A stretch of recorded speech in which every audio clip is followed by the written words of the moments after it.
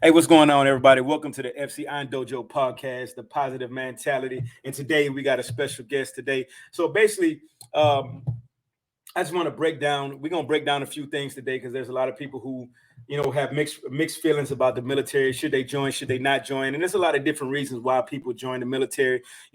Some join for patriotism. The thought of defending their country, a sense of duty. Membership to one of the world's oldest clubs, just looking for a job in today's economy. Economy is pretty rough right now, so that's more of a secure job by joining the armed forces. Pay and benefits, full medical coverage for you and your family. You also learn skills and training, leadership opportunities, travel time and vacation, education opportunities, and the thought of retiring worth with benefits worth possibly millions of dollars. So there's a lot of different reasons why people join the military, but we're gonna break that down of actually how military life is from our standpoint. If I'm about to retire, and I have a battle buddy that's coming in, a Master Sergeant Little. We're gonna bring him in. What we're gonna do is we're gonna first watch this quick video of and it's the only one I can find because everybody shows military, but they show the infantry side. Nobody shows the biggest part, which is logistics, what makes things move. So we're gonna bring this in, and then we're gonna bring him up right after that. It's only about a minute, so then we're gonna go from here. Let's see. We are the 8th Theater Sustainment Command, the senior Army logistics unit responsible for theater opening, theater distribution, and theater sustainment throughout the Indo-Pacific area of responsibility. We represent 167 different skill sets and 35 unique capabilities, including Army watercraft systems, explosive ordnance disposal, dive, engineer, military police, transportation, and sustainment operations.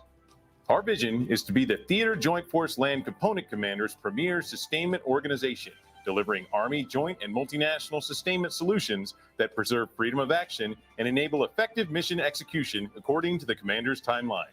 Located on historic Fort Shafter on the island of Oahu, Hawaii, our roots trace back to 1968 in Korea, when we were constituted as the 8th Field Army Sustainment Command.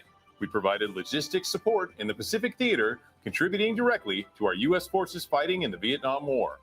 In 2005, we were redesignated as the 8th Theater Sustainment Command. Since reactivation, the 8th TSC has positioned itself as Indo-PACOM's joint sustainment leader, synchronizing logistical activities across the Pacific.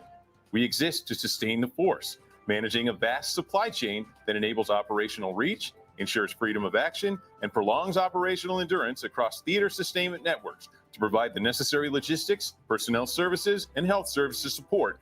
We ensure the Indo-PACOM Theater of Operations is set by establishing favorable sustainment conditions and solutions for one of the most complex regions in the world, the Pacific Theater, comprised of more than 36 nations, 16 time zones, and the most disaster-prone regions of the globe. Our team is trained, fit, and disciplined, led by innovative and adaptive leaders. We stand ready to accomplish the Army's mission by ensuring logistics capabilities are postured and distribution networks are established to support operations across the full expanse of the Indo-Pacific. All right. So check it out. Let me take this off real quick.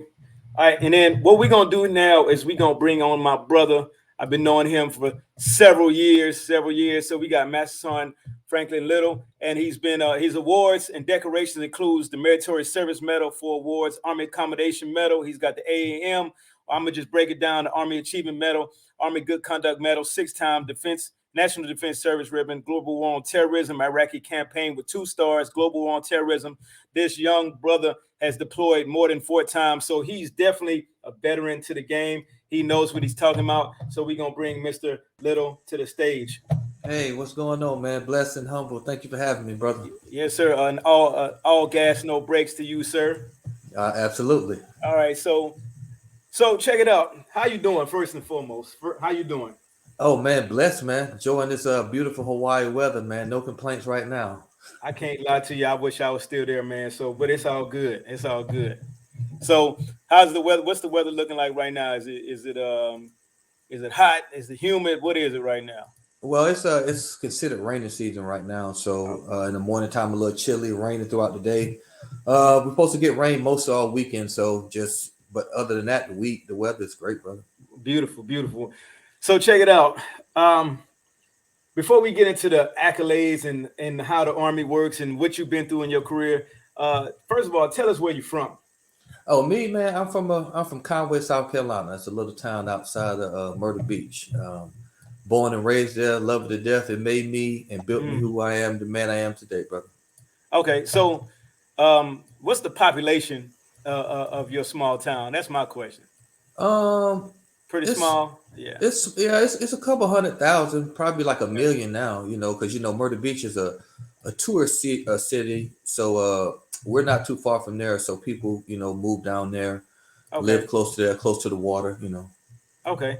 So yeah, um, when did you join the military? When did I join the military? Yeah, like yeah. Uh, What year did you come in?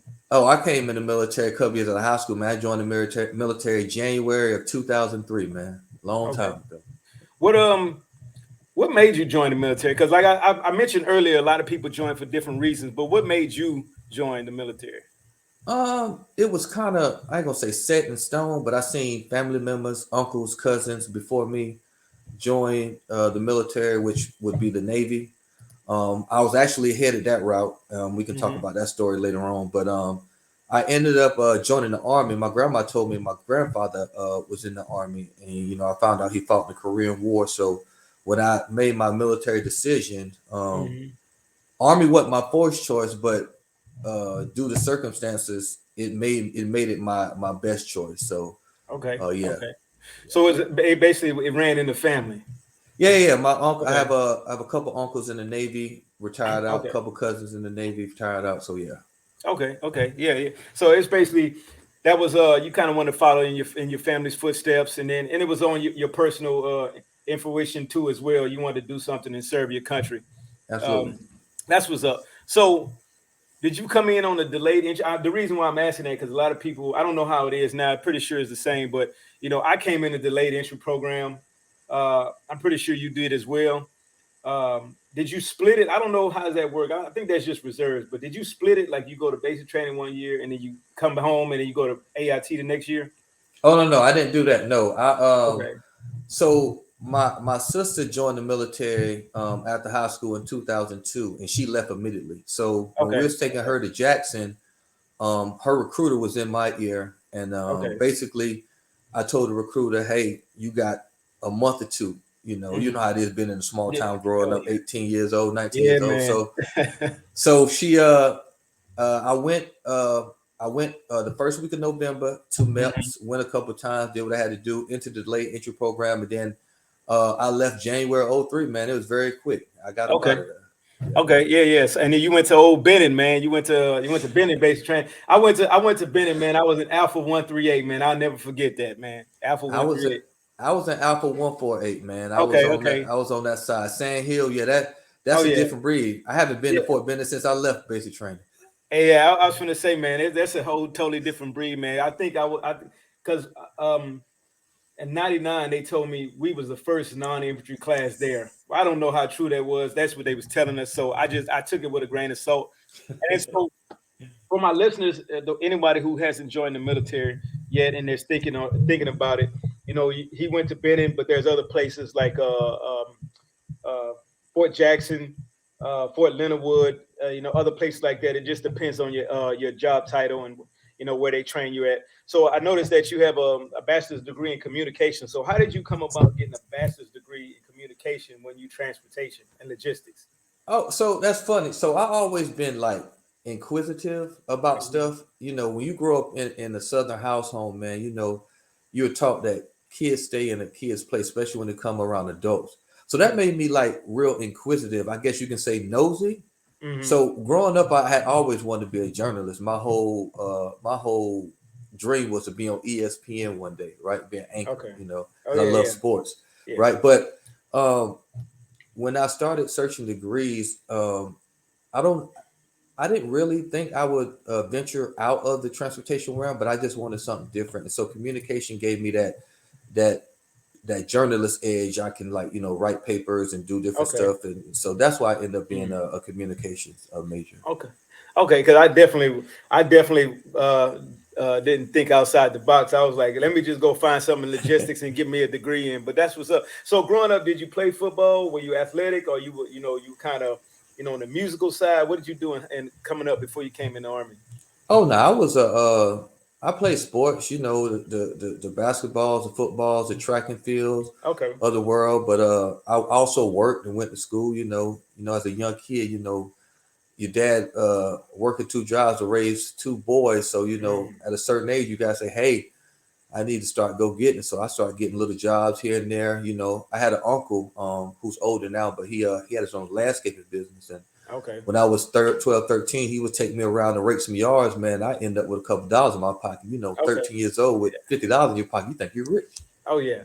So your first mindset, your first thought about when you actually got on the, swore in and got on the plane and well, whatever they took you at. I know I did I get on the plane? I can't remember. Yeah, I did because I was in Texas. But if you had to, wherever your mindset was when you first stepped off the bus, from swearing in to getting to basic training, what was your thought process? Did you have goals like I'm gonna get here, do my thing, or I'm gonna just do my 3 years and get out, and just your whole mindset?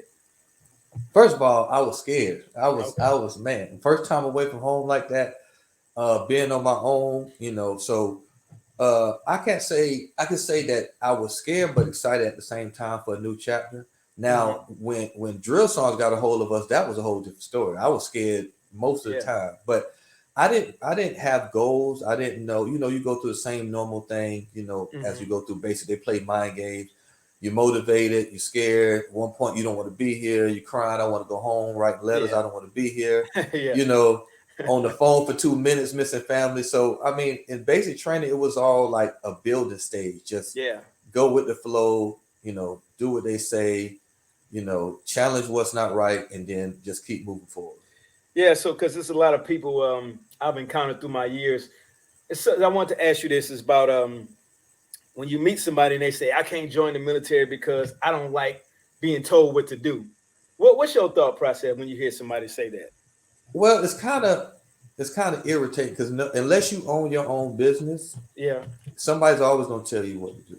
But I always have this saying that the Army is structured where you can have a boss or a supervisor, but you can be your own boss at the same time. You can't say that for like many civilian organizations out there. Yeah, you only can say that if you're like a manager or a CEO of a corporation, but the Army, the way it's structured, you're going to have a supervisor, but you can be your own boss at the same time too. Okay. So for those who don't know, when I said Master Sergeant Little, if you're not familiar with the rank structure, that's you got to put in some work. You got to put in some time. I'm a East Sergeant First Class, going to be retired, and I'm an E7. An E8 is a Master Sergeant. So you got to put in. You don't come in as an E8. You got to put in some years and put in some work in a lot of leadership positions. But and we're gonna come back to your thought processes when you was a private, but just I want to break off to real quick. What's your influence, in life, like that got you through the military? Putting in 20+ years. Who had the Family. most impact on your life? Uh, oof.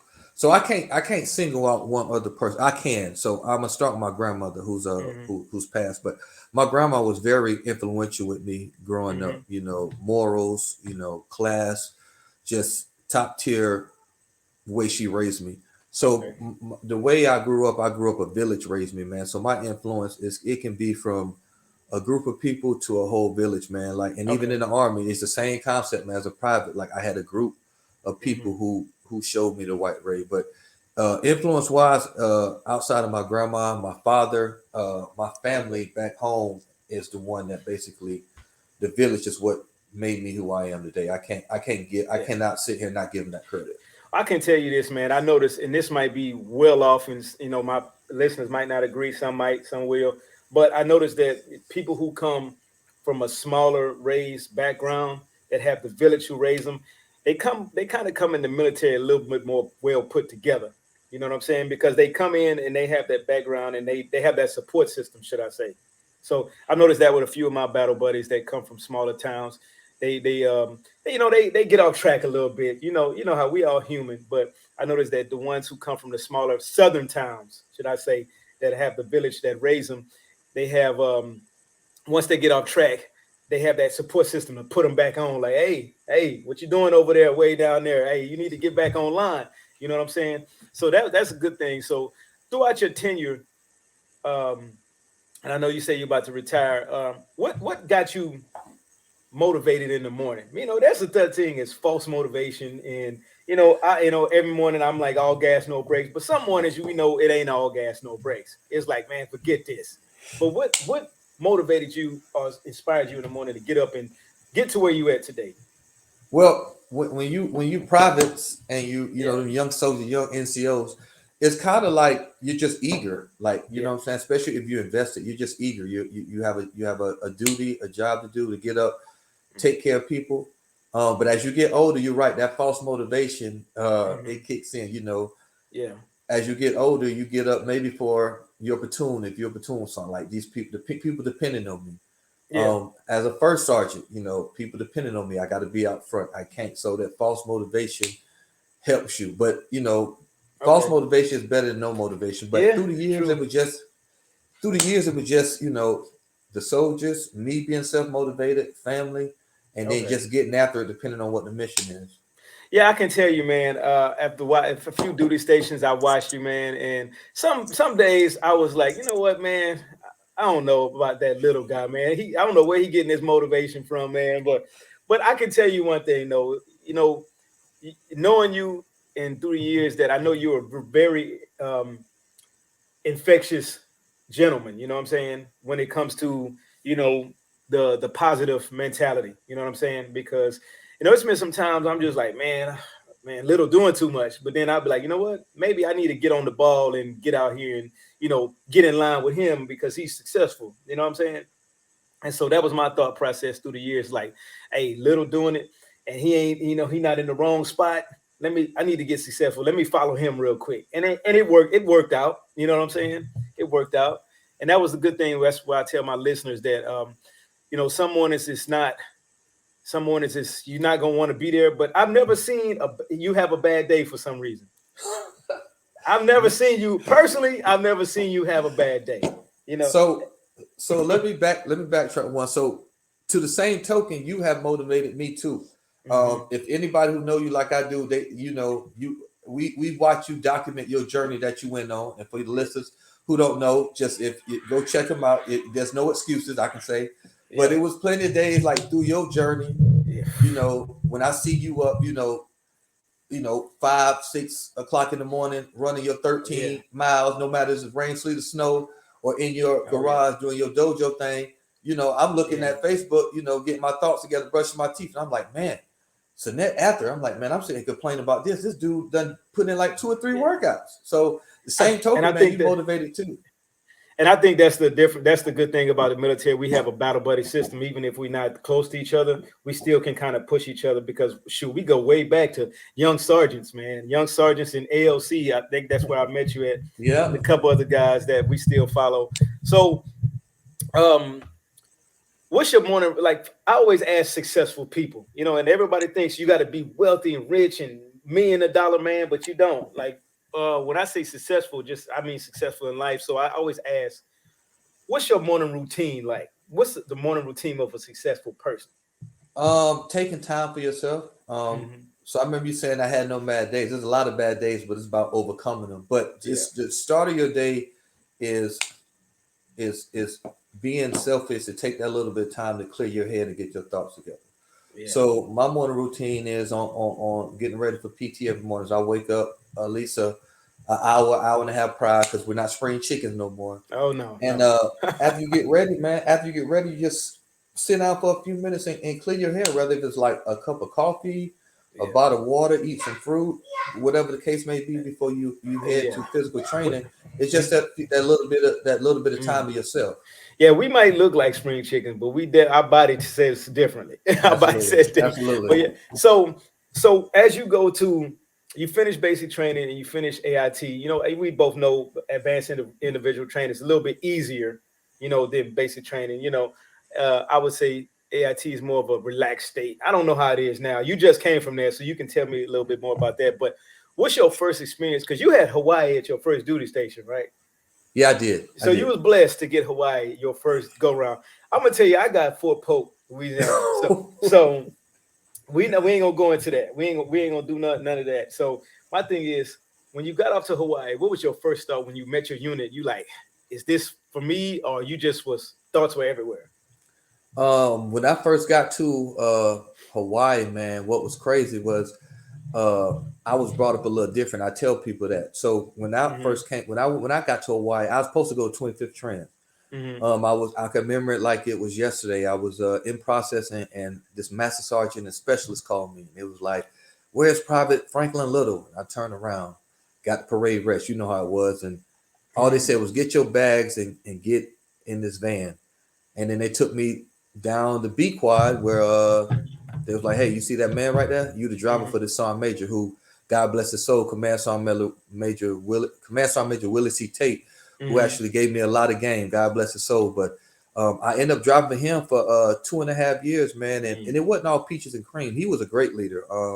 The NCOs that I was under was great leader, but me, I was young, away from home. I didn't get to enjoy it the first time like I did when I was here because I was just out.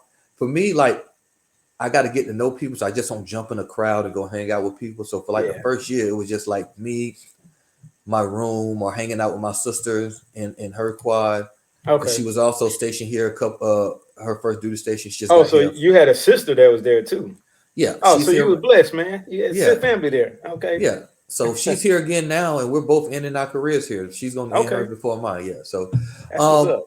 It was a struggle as a private. Everybody said, "Oh, you're in Hawaii." I would call home and they'd be like, "Oh, you're in Hawaii," but I'm like, "Yeah, I'm in the Army, Hawaii." But it was had its ups and downs, but it was good. That's what's up. So when you got to, and then I'm gonna say, I think we all blessed when we come in at certain points of our journey. But I think for somebody new coming in, what advice would you give to somebody brand new or just on the cusp of thinking about joining the military? Don't have no regrets about doing it. Everybody come from all different walks and lives of background, and like you stated in your intro, we all, come in for a different reason. But when you get in here, what I would tell people is one thing I was blessed to have is a group of like-minded people and positive people that I'm still friends with to this day. That lived in the same hallway I lived on when we was privates and specialists. We're all mass sergeant, a couple of them about to go be sergeant majors. So just surrounding yourself with like-minded people. It's too easy to be away from home, be in new surroundings, and jump in the in crowd because this is my unit, this is that. Not find like-minded people, positive people that's gonna keep you on the right track and not have you out there 3-4 in the morning making a phone call to your squad leader, got to come pick you up. You already know how that goes. Yeah. So that's the biggest thing. And what I didn't say in the intro is I forgot to mention this. I don't know how. There's a saying in the military. They always say we the 0.1%? 1%. So I'm gonna just give perspective to the listeners that currently the population of America is 334 million, and some change, right? But the people serving in the military currently, of those 334 million, out of those, there's only 0.727% of America serving in the military. So, I always believe, when I came in, I did it for patriotism because I didn't know too much. I had an aunt who served. But I just want to put that in you guys' perspective that everybody can't join this. But if you're on the cusp of doing something like this, joining, an elite force, to use it as a stepping stone, I would definitely, caveat what my brother said. Hey, once you get in here, just keep your head straight. Know what you want and have your goals and things of that nature. But let's move on to deployment. Everybody wants to know about deployment. Everybody thinks that, I got to deploy. As a matter of fact, let me backtrack. It was a guy the other day, a young gentleman asked me, he's like, how do you own a business and you in the military? Because, I'm thinking about joining, but I want to join the reserves. I want to do this. And I'm thinking about the benefits. And I told him, I said, man, this is what you do. Weigh the options. And you're still young. You in your mid-20s. I say, do what's right for your family. That's what I tell you. If you need the benefits and you need the job and you need a steady income, do what's right for your family. That's all I can tell you. I can't say, man, you better join us or you ain't gonna have a good life. I'm just letting people know off the bat. But let's move on to, that's what a lot of people, that brings it to my next point. A lot of people are scared about deployment. Right now, currently, we're not at war. We're currently not at war. But when and your first deployment was what? It was 2003? 7 to 2009. Yeah, 2007. what was your first thought? What was your first thought? And you got them orders to go to what was it? It was Operation Enduring Freedom. Um, what was your first So thought process when you got them orders and you start training? And you're like, man, did it hit you when you started training, or did it hit you when you got off the plane over there? no, it hit me way. It hit me way before that. So one thing about me is I'm a very good observer. I watch my surroundings. So being a sergeant major driver, we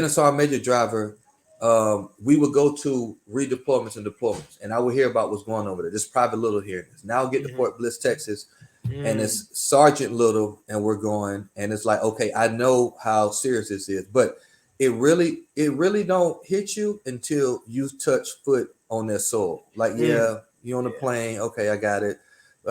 But when you step foot and you start that training and you know it's real. But I didn't really, I always took it serious. I don't want nobody to misconcept my words.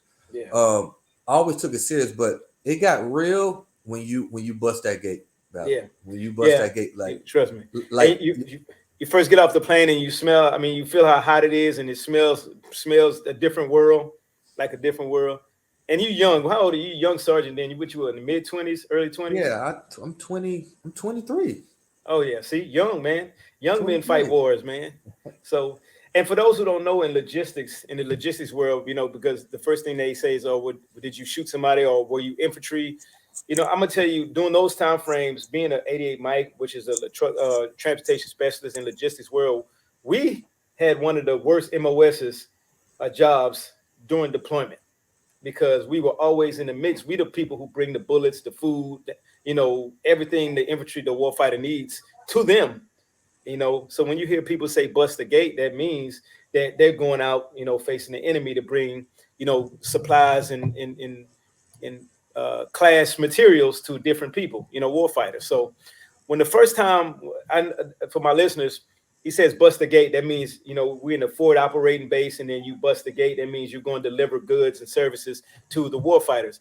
So when you first bust the gate, because we did all this training before, we did all this training. When you bust the gate, what was your first thought process?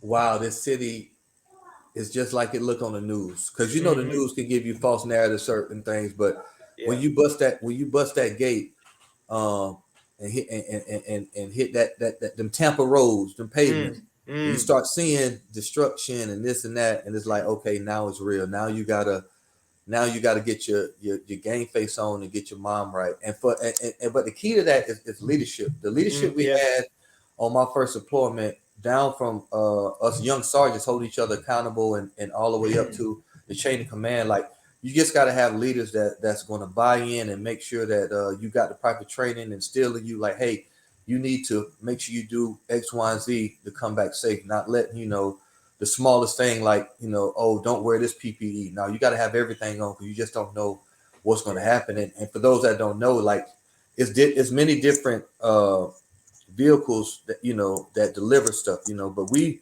were heads, so we're big and we're slow. We make a lot of noise, and you can hear us coming down the road. So for that point, we had to be like extra vigilant.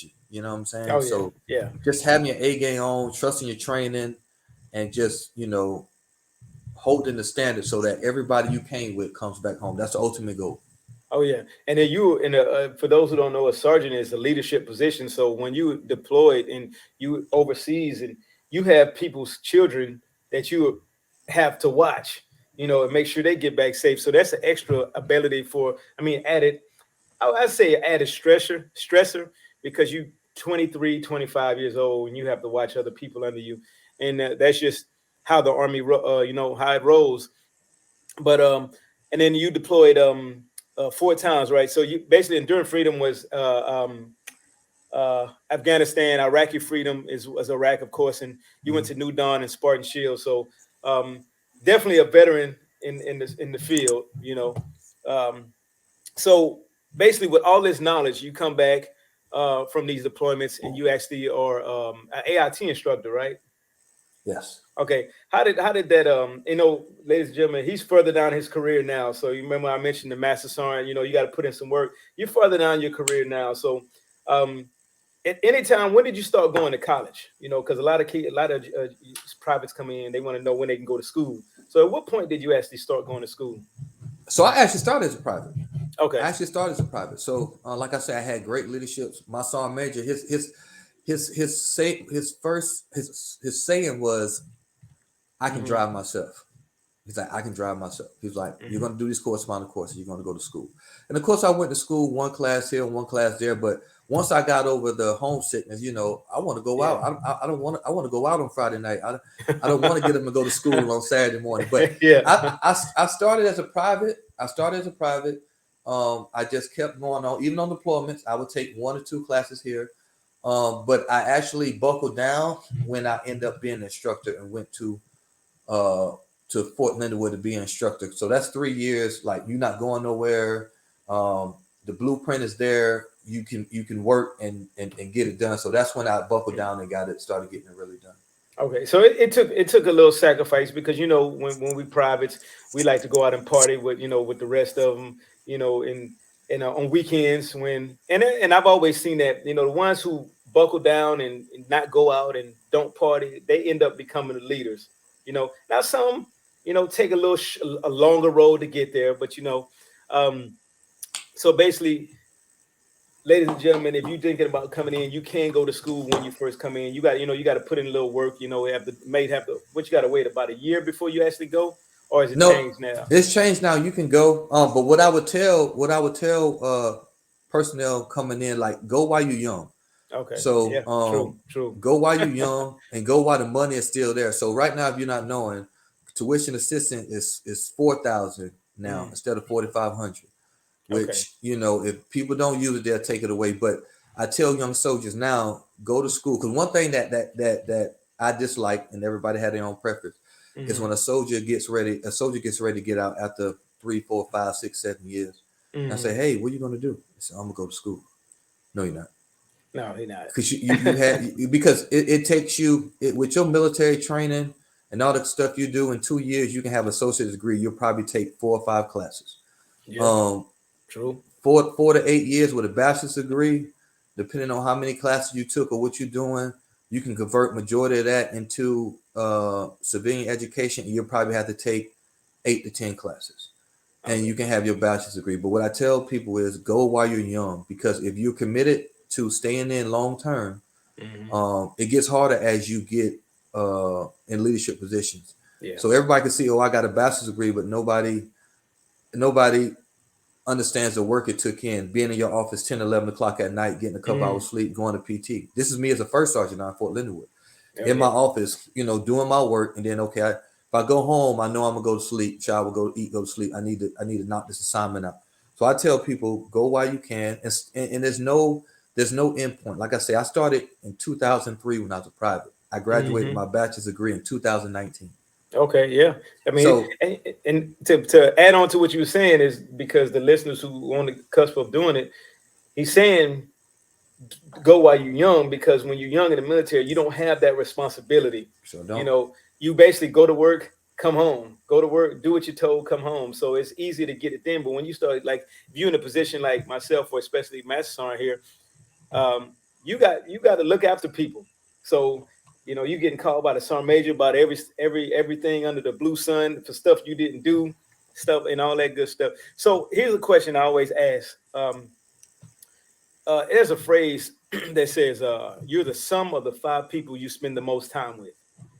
What do you believe that to be true, and what's your take on that? You're the sum of the 5 people you spend the most time with. I believe that to be true. Because it goes back to surrounding yourself with like-minded people. It's easy to gravitate towards negativity, right? So if you know good, but we done seen it in units, you know what I'm saying, all through our military career. If you start hanging, and I done seen situations take a positive person to a negative person. So it's absolutely correct. You surround yourself with like-minded people, and you gravitate towards people who are kind of like you. I mean, some people don't want to look in the mirror and say that, but it really happens. That's the only way you would gravitate to it, because positive people don't like a lot of negativity. That's why they surround themselves with positive people.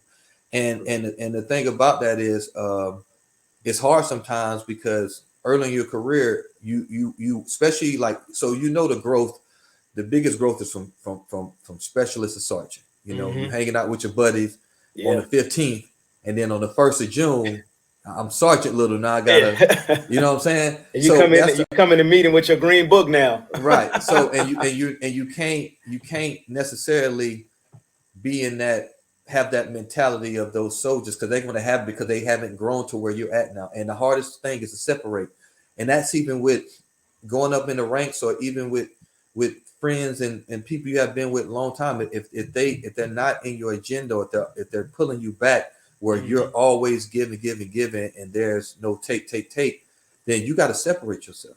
You have to separate. That's the only way you're going to grow. You gotta separate yourself, and sometimes you have to grow for other people to see, like, okay, yeah, now I see it. Let me follow those footprints, because we all been through it, brother. Oh yeah, of course. So I know we talked about basic training, and I know basic training is pretty much plain and simple, ladies and gentlemen. You just go there, do what you're told, and then you move on to AIT. But you were AIT instructor, so let my listeners know a little about what they can expect after basic training. They get to AIT.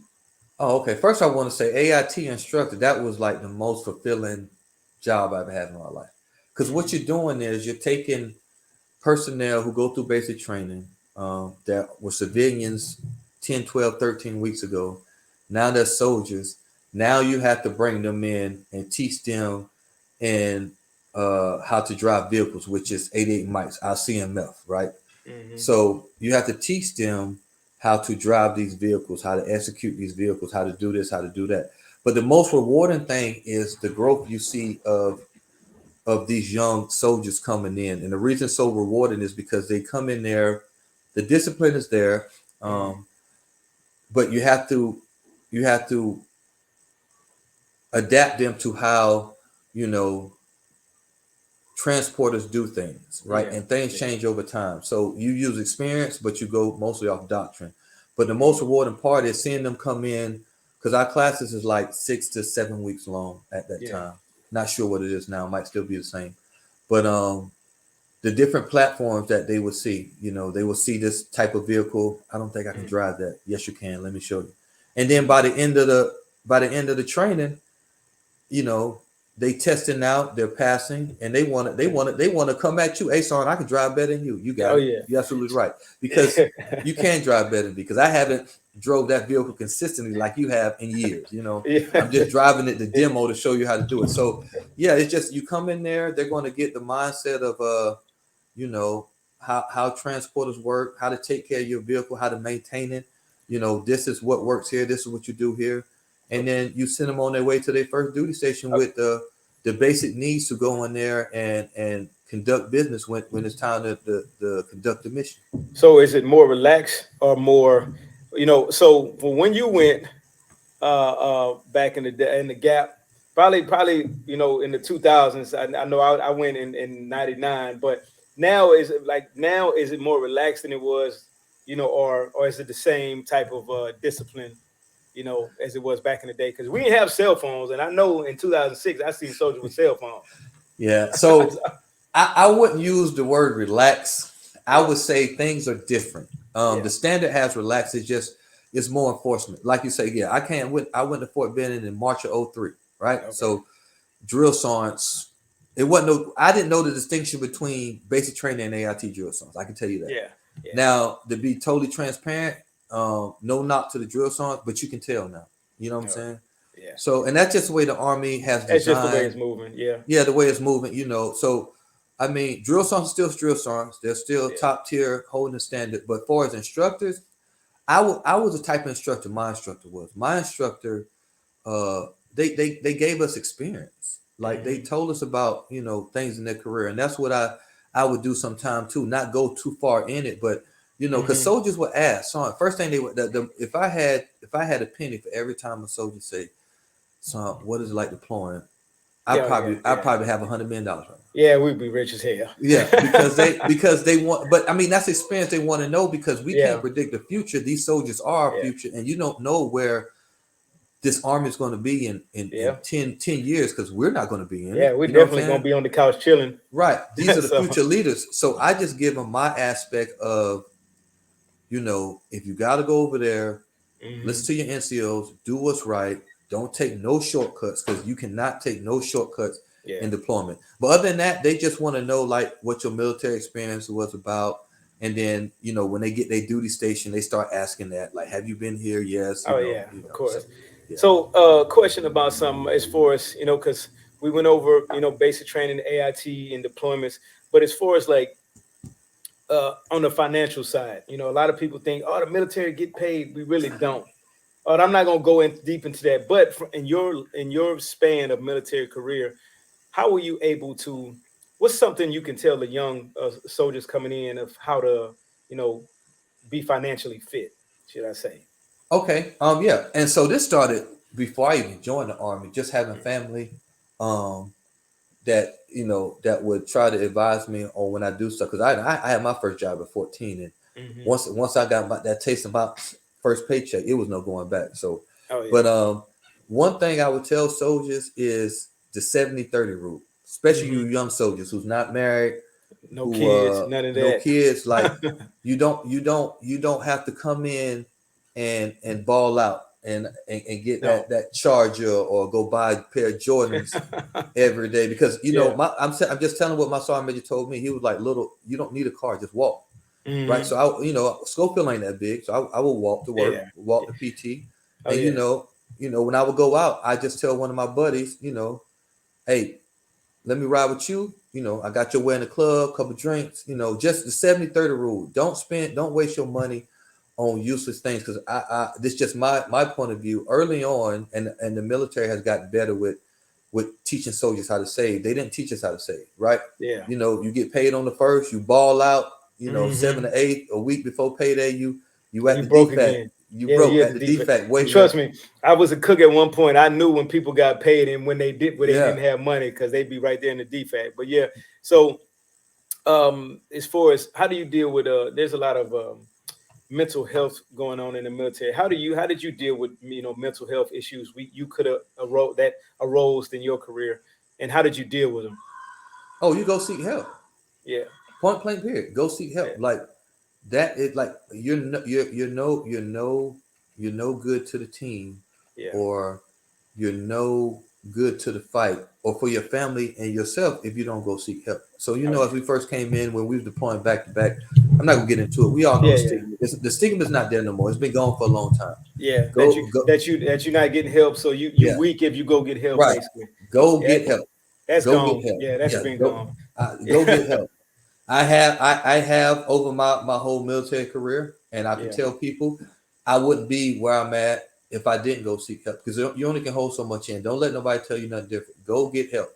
Like no matter how big or small it is, listen, we all come from different walks of life, right? A lot of people didn't grow up in rough neighborhoods and people yelling at them and all this stuff. A lot of people didn't grow up, both parents in the household or was raised. They basically was raised different. So a lot of them are hard to adjust. It's hard to adjust to the army, and not even just with personnel, just how the way of life is. Yeah. So I mean, it don't have to take a deployment for a soldier to go seek mental health. Yeah, that's the biggest thing that irritates me. Oh, this person's never deployed. Well, it's life. Life is life. Like like let's just use the installation that me and you spent most of our time on. Fort Hood, Texas. Like we're home on safe land, and nobody shouldn't expect events to happen like that, but it happened. So go seek help. From people not getting help and not having an outlet. Yeah. Yeah. So go seek help. What's something okay, here's a crazy question. I'm gonna ask you. I ask everybody this too. All right. So if you had a superpower, which one would it be? And let's say if you had a superpower, which one would it be, and how would you use it to affect the world? Whew. Yeah. If I had a superpower, man, let me see. Any type of superpower? Any type. It don't matter.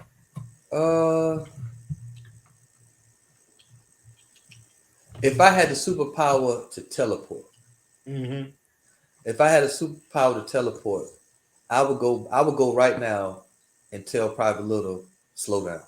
Oh, yeah. Slow down.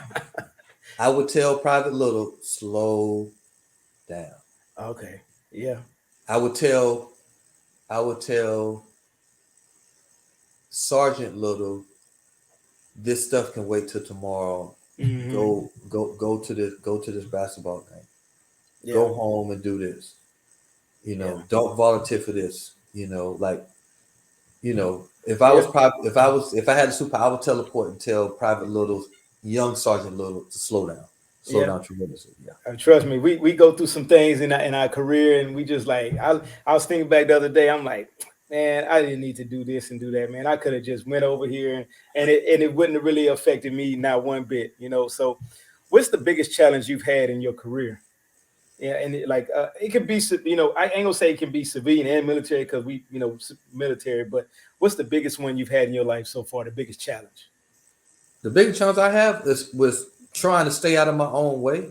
Mm-hmm. So when Okay.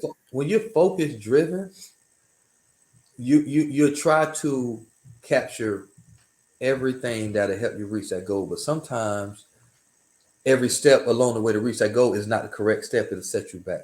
So I just tell you like this: it took a lot of humbling on my part, but anytime I forced a situation, whether it be a duty station, trying to do this, trying to do that, get this position, anytime I forced it, it came back and bit me in the butt. I was back at square one. Yeah. But anytime I reluctantly say little, fall back, it worked out perfect. Yeah. So my biggest thing is getting out of my own way. Yeah. Getting out of my own way. Yes. A lot of leaders told me that too, man. You in your own way, and I realized that's when I finally got out of my way, and it's something that you really can't explain. You just have to see it and feel it, because when I got out of my own way, I got promoted. You know what I'm saying? I made the next rank. And I'm a firm believer that, and correct me if I'm wrong, that I believe that you don't get the rank until God is ready for you to get it. That's what I believe. I'm a firm believer in that now, because I was late in the game to get E7, but I still made it. You know what I'm saying? But I think I wasn't ready before then, because I was doing, what sergeants shouldn't do, basically. So, here's the question: what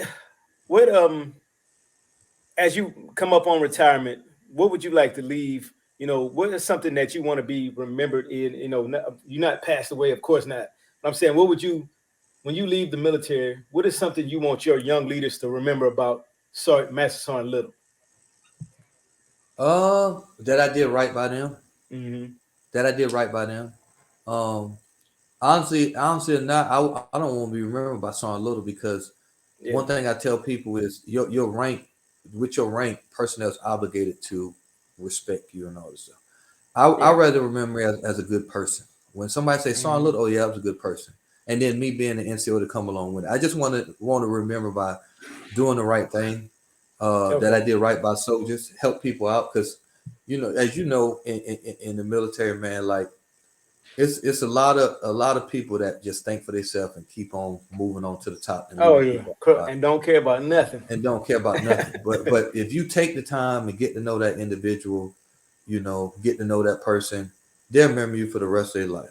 To this day, I'm gonna tell you this quick story. To this day, right? I'm not friends with this person on Facebook. We're mutual friends with people, but to this day, every time she interact with me on Facebook, she say, "Thank you, Sergeant. You're the one that got my pay fix." When I was a young sergeant in El Paso, I wasn't even there 2 months. This soldier came up to me and say, "Sergeant," she's long gone out of the military. She said, "Sergeant, I've been here X amount of time and my pay is jacked up. I'm a single mother. I got 2 kids. Yeah. Went to finance and got it fixed in the next pay." And to this day, she thanked me for that. Yeah. Now, ain't no pat on my back. I don't want to pat on, because that's what I was supposed to do. I'm a non-commissioned officer. Yeah. So I just want to be remembered by Sergeant Little took care of me. Oh yeah. He was a good person. That's why I want to be remembered by. And that's why I always talk about I like to highlight people success stories, because all too often nowadays in this world, we look at people who are movie stars, athletes, people who are millionaires, and call that successful.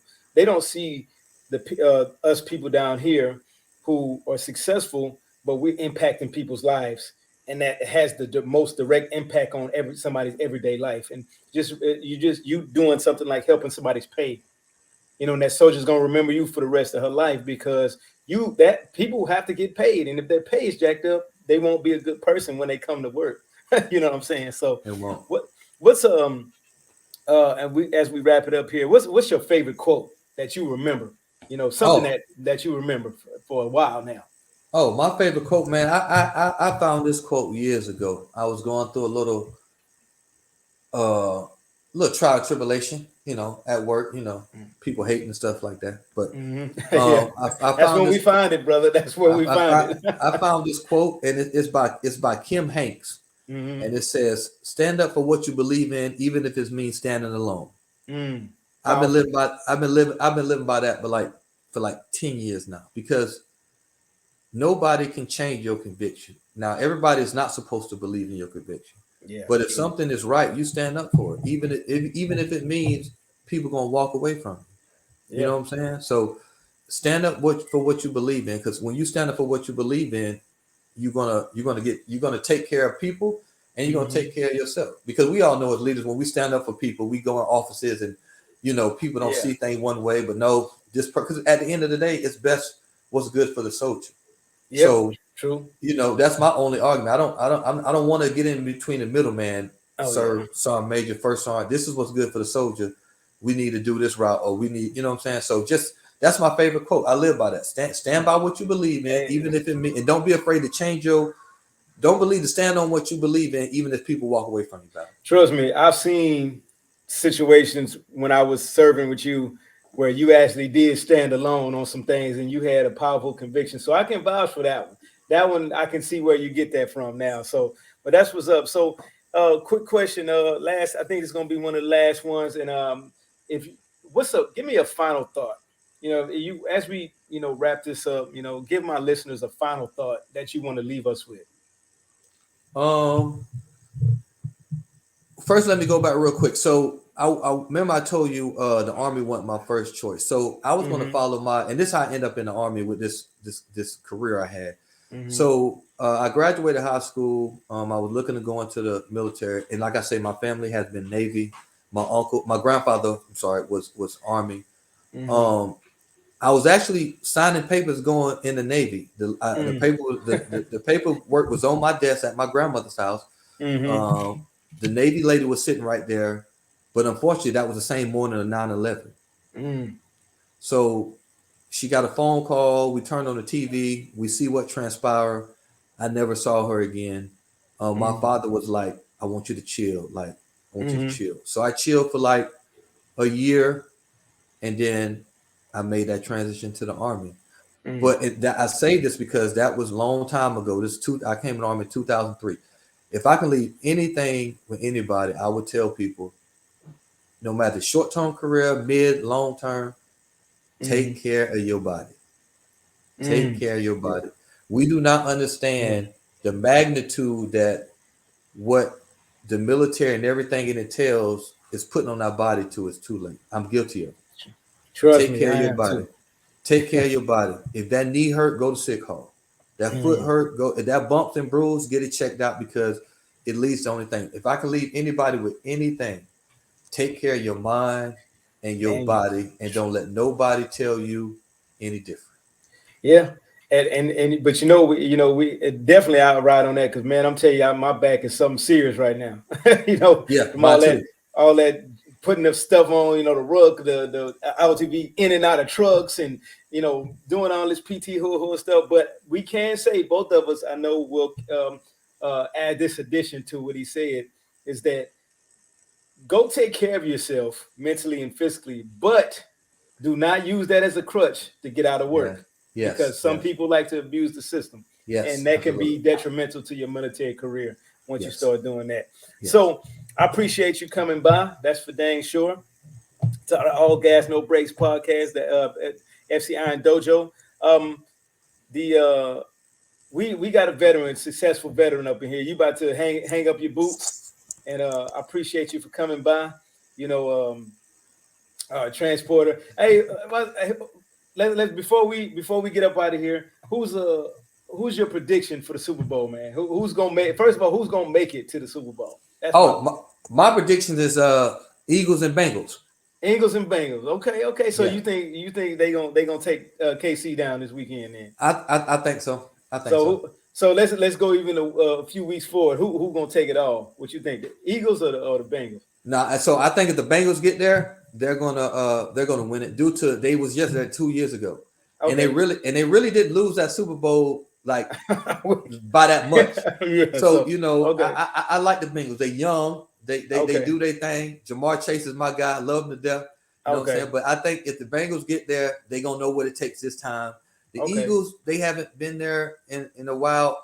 Everybody on that team haven't been to Super Bowl, so I think experience in Super Bowl going to help. You know, because the hype, everything you gotta, you know. But I think the Bengals. So they get just make sure when it's all this play out, we're gonna have. I'm gonna put this clip up on YouTube Shorts that you predicted this. You know what I'm saying? So, but yeah. Other than that, everybody give Matt Son a little FC Iron Dojo all gas no brakes for coming out.